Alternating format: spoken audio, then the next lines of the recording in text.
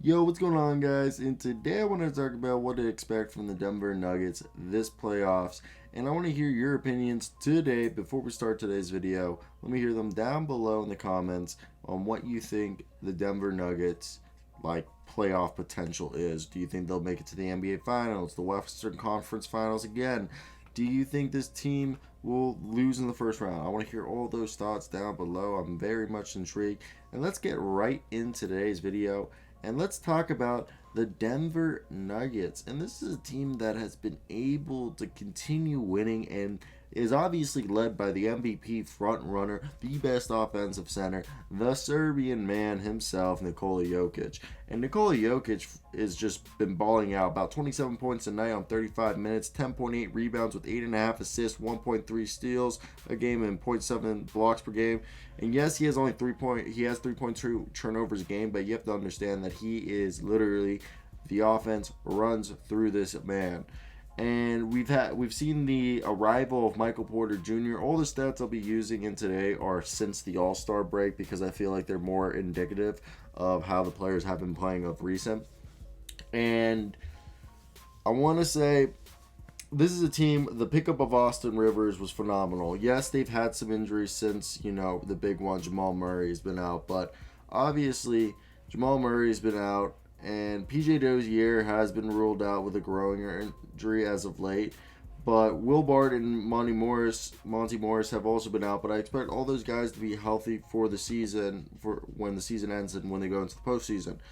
And the lineups that they've been running, first off, Facundo Campazzo, I cannot give this man enough credit. This guy is one of the most peskiest defenders. As an Argentine myself, I love watching Argentine basketball players. And since the All-Star break, he's been averaging 1.5 steal per contest, 5 assists, 3 rebounds, and 7 points. He is a guy who goes every single moment, balls to the wall, has a great motor, great hustle, and he's honestly a phenomenal player in this league, and I love watching him. And the leading scorers right now are the two 20-point scorers are obviously Nikola Jokic and Michael Porter Jr. Michael Porter Jr. has actually compared himself. He believes he's a combination of Giannis Antetokounmpo and Kevin Durant, and I see that movement shooting. He's so good at shooting on the move. It's phenomenal. I don't think anyone is better than him except maybe Kevin Durant and maybe Steph Curry and Klay Thompson. But Michael Porter Jr. is already up there in conversation of how good of a shooter he is. Will Barton, I feel like he's better when he doesn't have to think as much to score. When he just catch and shoots, or he slashes into the basket, or he just doesn't have to think, like he gets the ball and just shoot ball, that's the best time Will Barton does. But Will Barton, when he has to think about it, create for his own shot, I'm just like, stop, man, don't do that. I don't like it. And I think everyone can agree on that. Now, if we look at the rest of the roster, that wasn't really English, but Paul Millsap and JaMychal Green, you could say, are the weakest links on the second unit. Then, if healthy, Austin Rivers, Facundo Campazzo, Monty Morris, and Will Barton round out the point guard and shooting guard, basically the guard rotation. Then you have Aaron Gordon, Michael Porter Jr., and basically JaMychal Green, Paul Millsap rounding out the forward spot. Then Nikola Jokic and Paul Millsap and JaVale McGee rounding out the center spot. And that works all good because it works for all sorts of lineups. Now, the Nuggets are going to most likely play what seems to be, the Mavericks. And the Mavericks are going to be they'll easily take on, Aaron Gordon will shut down Kristaps Porzingis. And or even Aaron Gordon can shut down Luka. But I think PJ Dozier, Austin Rivers, and Facundo Campazzo can do all a good job of shutting down Luka. And then the rest of the team doesn't scare me. Tim Hardaway Jr. doesn't scare me. They might then play the Trailblazers, which I think they could beat. I think they could beat the Clippers or the Suns. I really think, again, a fully healthy Los Angeles Lakers team is the best defensive team, the best team in the NBA.